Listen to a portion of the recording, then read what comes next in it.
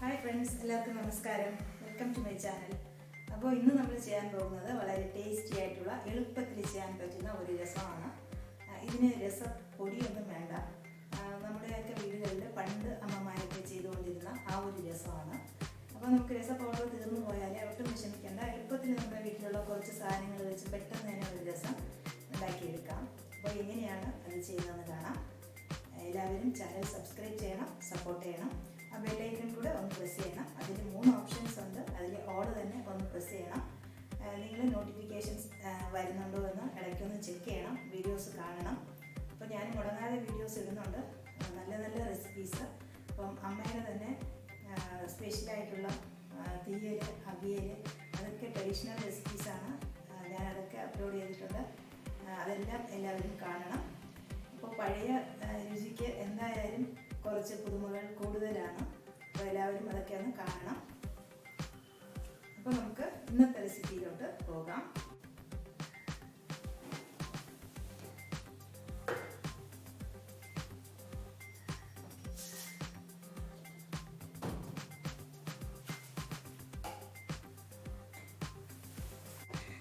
രസപ്പൊടി ചേർക്കാത്ത രസം എങ്ങനെ ഉണ്ടാക്കുന്നത് നോക്കാം.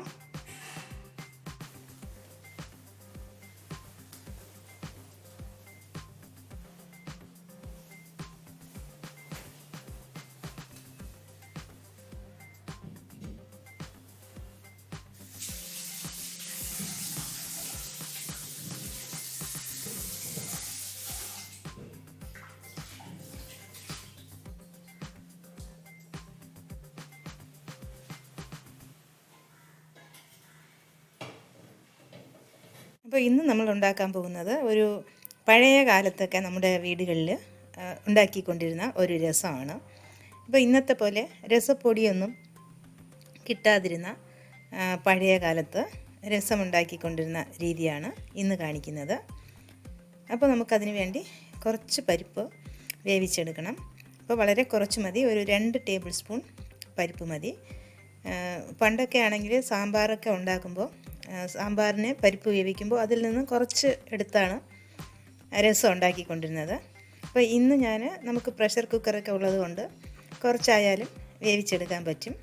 അതുകൊണ്ട് ഞാൻ കുറച്ച് ഒരു 2 ടേബിൾ സ്പൂൺ തുവരപ്പരിപ്പ്, ഒരു 2 ടൊമാറ്റോ, ഒരല്പം കായപ്പൊടി കൂടെ ചേർത്ത്, കട്ടക്കായം ഉണ്ടെങ്കിൽ അത് ചേർക്കാം, അല്ലെങ്കിൽ ഒരല്പം കായപ്പൊടി കൂടെ ചേർത്ത് ഇതിനെ നന്നായിട്ടൊന്ന് വേവിച്ചെടുക്കാം. നമ്മൾ കുക്കർ അടുപ്പിൽ വെച്ച് കൊടുത്തു. ഇനി ഈ നോസിൽ വഴി ആവി വന്നതിന് ശേഷം മാത്രം വെയിറ്റ് ഇട്ട് കൊടുക്കുക. ഞാൻ കുക്കറിൻ്റെ സേഫ്റ്റിയെക്കുറിച്ച് ഓൾറെഡി ഒരു വീഡിയോ ചെയ്തിട്ടുണ്ട്. അത് ഞാൻ ലിങ്ക് കൊടുക്കാം. അപ്പോൾ എല്ലാവരും അതൊന്ന് കാണണം.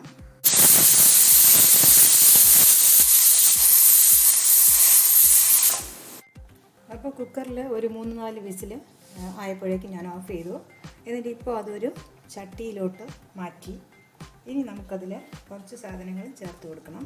അപ്പോൾ ഞാനിതിൽ 1 ടേബിൾ സ്പൂൺ നിറച്ച് കുരുമുളക്, പിന്നെ 1 ടേബിൾ സ്പൂൺ ജീരകം, കുറച്ച് വെളുത്തുള്ളി, ഒരു 8, ഇത് കുറച്ച് വലിയ വെളുത്തുള്ളിയാണ്.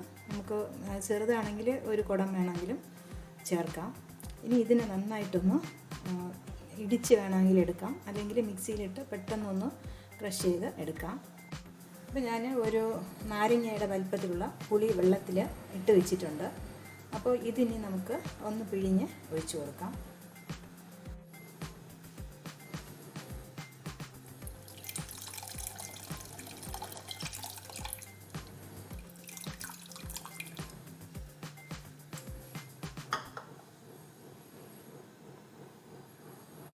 ഇനി നമുക്ക് ഉപ്പ് ചേർത്ത് കൊടുക്കാം.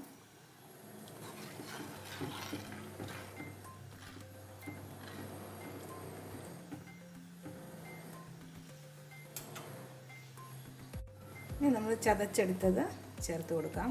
കുരുമുളകും ജീരകവും വെളുത്തുള്ളിയും.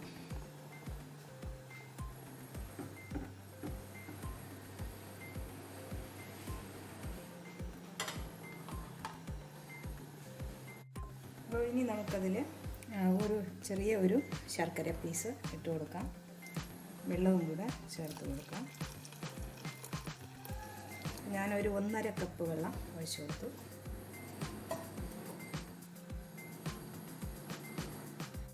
അപ്പോൾ നമ്മുടെ രസം ഇപ്പം നല്ലപോലെ വെട്ടി തിളച്ചു.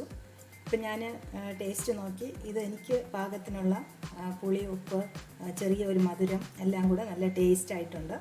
അപ്പോൾ നിങ്ങൾക്ക് കൂടുതൽ എരിവോ പുളിയോ ഒക്കെ വേണമെങ്കിൽ ഈ സമയത്ത് നമുക്ക് ചേർത്ത് കൊടുക്കാം.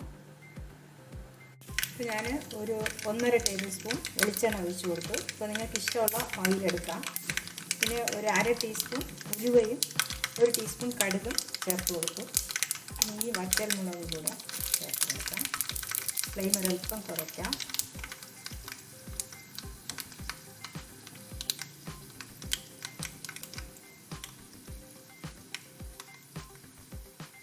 ഇനി നമുക്ക് ഫ്ലെയിം ഒന്ന് ഓഫ് ചെയ്തതിന് ശേഷം കുറച്ച് മഞ്ഞൾപ്പൊടി, കുറച്ച് കായപ്പൊടി കൂടെ ചേർത്ത് കൊടുക്കണം. ഞാൻ കായപ്പൊടി ചേർത്താണ് ആദ്യം വേവിച്ചത്. ഇപ്പോൾ വറുത്ത് പൊടിച്ച കട്ടക്കായം ഉണ്ടെങ്കിൽ അതാണ് ഏറ്റവും ബെസ്റ്റ്. അതുണ്ടെങ്കിൽ അതെടുക്കാം. അതില്ലെങ്കിൽ ഇപ്പോൾ സാധാരണ കായപ്പൊടി അത് കുറച്ച് ചേർത്ത് കൊടുക്കാം. ഞാൻ ആദ്യം കായപ്പൊടി ചേർത്താണ് ഇത് വേവിച്ചെടുത്തത്. ഇനി ഒരല്പം മഞ്ഞൾപ്പൊടി കൂടെ ചേർത്ത് കൊടുക്കാം.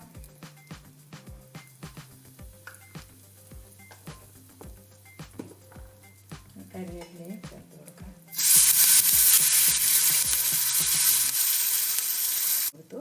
ഇനി നമുക്ക് നമ്മൾ റെഡിയാക്കിയ രസത്തിലോട്ട് ഒഴിച്ചു കൊടുക്കാം. അപ്പോൾ നമ്മൾ രസത്തിൻ്റെ ടേസ്റ്റ് നോക്കണം ഈ സമയത്ത്. ഇപ്പോൾ ഞാൻ ഒരല്പം ഉപ്പ് കൂടെ ചേർത്ത് കൊടുത്തു. ബാക്കിയെല്ലാം പാകത്തിനുണ്ട്. അപ്പോൾ നിങ്ങളുടെ ആവശ്യത്തിനുണ്ടോ എന്നുള്ളത് ഈ ഒരു സമയത്ത് നമുക്ക് ചെക്ക് ചെയ്യാം. എന്നിട്ട് നമ്മൾ കടുക് വറുത്തത് ഇതിലോട്ട് ഒഴിച്ച് കൊടുക്കാം.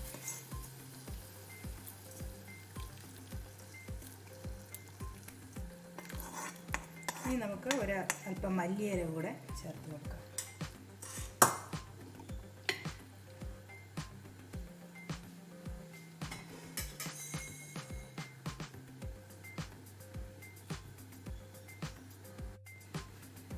മല്ലിയില കൂടെ ചേർത്ത് കൊടുക്കാം.